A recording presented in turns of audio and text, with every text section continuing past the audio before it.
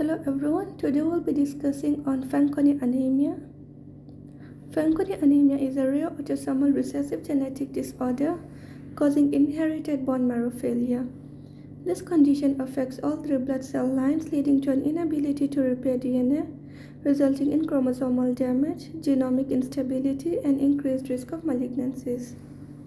Diagnosis is typically confirmed with a chromosomal fragility test, and management includes supportive therapy, hematopoietic stem cell transplantation, and androgen treatment.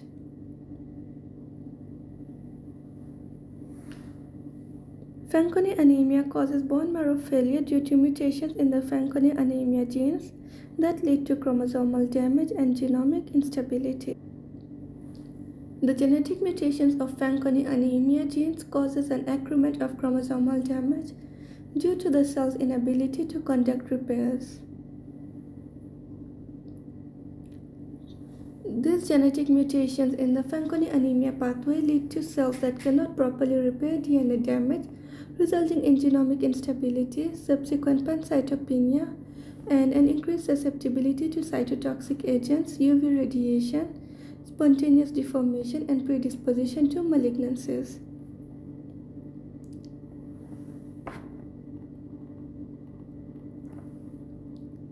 Clinical symptoms include shortness of breath, chest pain, dizziness, and fatigue.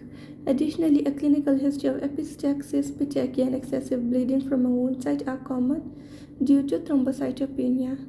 The risk of recurrent infection increases with the severity of leukopenia, which presents with fever and flu-like illness. This disorder is typically diagnosed by a chromosomal fragility test.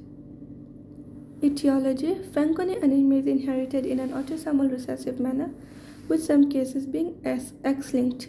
Pathogenic alleles result in impaired DNA repair. Over 23 Fanconi anemia genes are involved in the DNA repair pathway. Epidemiology: Fanconi anemia is rare, affecting 1 in 100,000 to 250,000 newborns.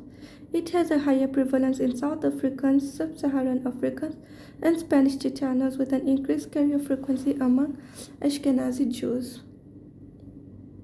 Pathophysiology: the disorder results from the inability to repair DNA damage, leading to genomic instability and pancytopenia. Mutations in Fanconi anemia genes disrupt the DNA repair pathway, causing bone marrow failure and increased susceptibility to malignancies. History and physical examination. Patients may present with short stature, skin pigmentation lesions, structural abnormalities of extremities, and other congenital anomalies. Pancytopenia signs include pallor, petechia, and bruising.